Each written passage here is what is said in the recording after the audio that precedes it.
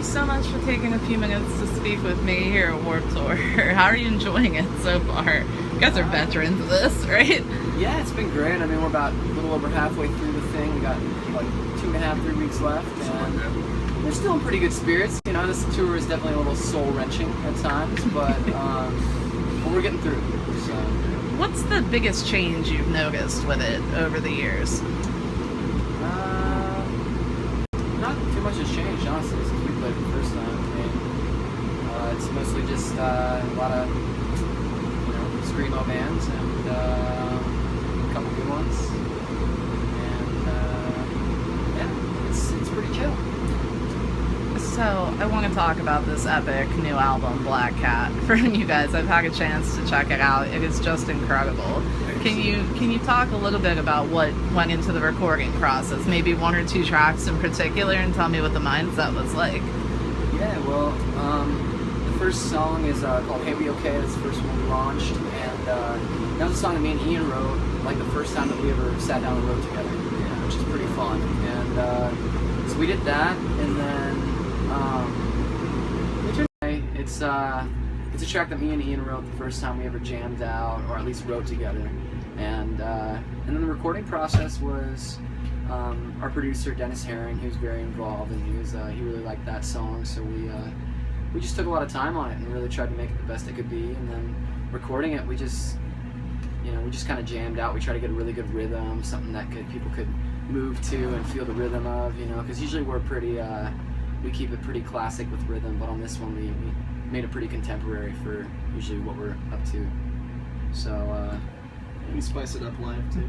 Yeah, absolutely. I mean, the whole album was just fun. I mean, I was already singing along, and it was great. It was like one or two listens, and like everything was so catchy, and it was just fantastic. Thanks. Yeah, I appreciate it. Oh yeah, absolutely. So, was there anything challenging in the recording process for you? Because I know you guys did add some other elements in there. Yeah, it also took us a little I longer. had a lot of very meticulous guitar takes. Or just just getting that rhythm perfect, and then doubling that perfect.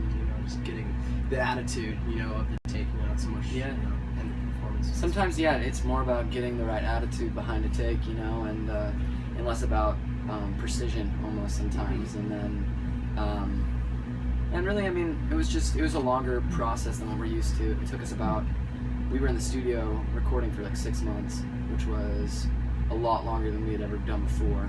And I think it paid off. We really got to take the time that we needed on every single song. We made every song full. It was a full record. We definitely wanted to fill in all the gaps and color in all the lines. So, I mean, how hard is it for you guys to craft a set list now? I mean, there's got to be a lot to choose from. It kind of makes it easier though sometimes. Like, does it? Just having a big enough catalog to where you can. Like, okay, this would be good here, that would be good there. And then there's also the times where you don't really know exactly what you want in a certain place, but it goes back and forth, I guess. It's hard to pick from plethora. It's fun though. Have you ever found yourself surprised by, songs that fans will gravitate towards, where you had a feeling about one and they've totally gravitated the opposite way? Yeah, definitely. Usually though, I have a pretty good sense of what people are gonna like. I've kind of always had that going for me. So usually I can kind of take a good bet on what people are gonna like. So, me personally, but I mean, it's hard to say. There's not really any songs in particular that I don't know. It's hard to say. So, I mean, we've seen so many changes in the music industry over the years. I mean, the biggest one being the uprise of social media with the way bands can connect with fans and promote, of the changes, which has had the biggest effect on the band and the way you approach recording and promotion and fan interaction. I would just say there's just kind of been an oversaturation. There's just so much music out there now, and there's so many bands that can get people's interest just by having some kind of attractive visual aspect, and I feel like that is really kind of diluting the music scene a lot. And there's a lot of really great bands out there that maybe don't have that same aesthetic that draws people in, and for me, I see that's it's become a visual world, and it's become, and that's something that we keep in mind, like especially lately with our album art, like we wanted to make something that really enticed people and brought people's attention in just with the album art alone, you know. And I feel like, so we try to tap into that, you know, understanding that it's become a visual aspect, but also it's kind of a sad thing that people care more about imagery than artistry. So Absolutely. So is there, you know, one thing in particular about the band that's misunderstood? Is there something people tend to continually get wrong? I think that probably the biggest misconception would be that we started so young, and, you know, this band started when we were around 16, and most of our most popular songs was whenever we were young teenagers. So people kind of have this idea of us as a very, you know, teenager kind of young pop band thing, and really we've kind of taken all sorts of routes. You know, we've gone psychedelic, we've gone 60s rock, and it's just like, you know, there's more to it than what most people think. And the people that have kind of like followed our whole journey, you know, I feel like have I can connect with a lot better than people that are like, oh, just play the old ukulele songs, you know. So I was going to say, what I've loved about the band is the experimentation, and that you're absolutely, you know, unafraid to take a risk at all, and that's wonderful to see. It keeps music fresh. But, you know, what are some of your, you know, how important is that going forward, you know, to always continue to push the envelope a little bit further? Sorry I'm talking so much, but I gotta get that to it. The way I've seen it is like our journey has been like a big circle, you know, and we've gone all the way to the fully experimental into kind of coming back to where we started, and now I feel like we're back to where we started really, and then we're gonna make the circle all over again. So we're gonna, you know, probably make another psychedelic record in the future, and then probably make a straight 60s rock album, and then, you know, who knows where we'll go from there. Who knows? We might make a rap album. I was going to say, is there anything that you'd like to try that you haven't yet? I would say a rock opera before a rap album. But Oh yeah, I can that see was that. like the biggest thing that like enticed me when, you know, about a year and a half ago when Chris asked me to join the band, and like just the diversity of music and how it's constantly changing. You know, things don't get old anymore, which is really fun. It keeps like the creativity different and unexpected. Absolutely. It's a lot of fun. I feel like genres don't really matter anymore, and I hate when an artist has to feel boxed into one thing. Because as a writer, they're always like, put the artist in this particular genre or another, you know. It's like, no, you know, music is music, you know. For each one of you personally, when did it begin speaking to you? I think I first started playing guitar when I was 14 or so, and then it wasn't until I really started hanging out with a lot of the like the punk rock kids and stuff at the high school I went to, that I really started to get into music and finding things that really inspired me and spoke to me in that way.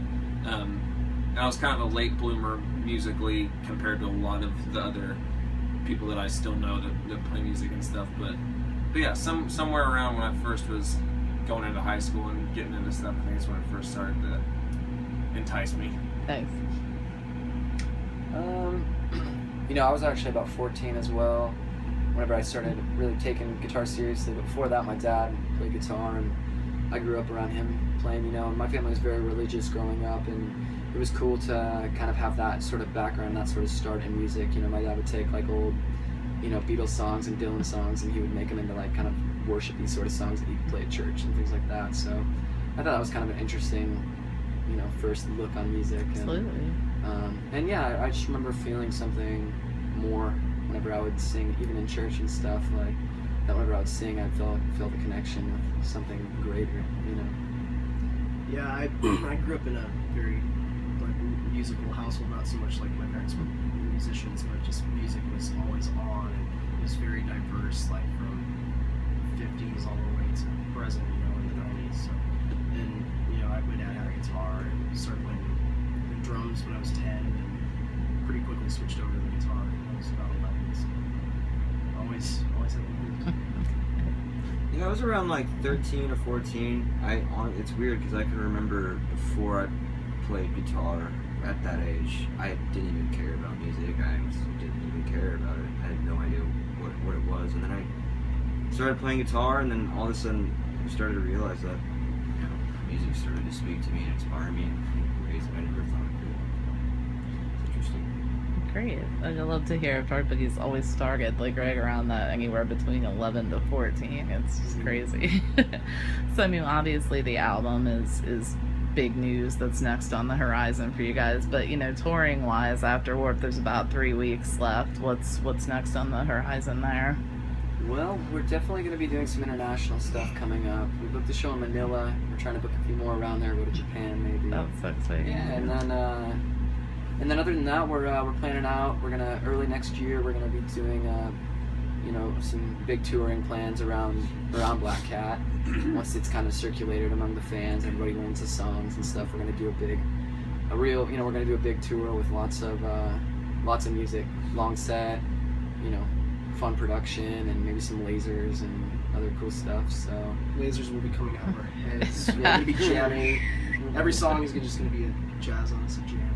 That's awesome. I know. I feel like bands sometimes with like the whole Warp Tour set and the stages, they're so limited by just the stage production of everything. Like, I mean, I can't wait to see what everybody can do like off of that. Yeah.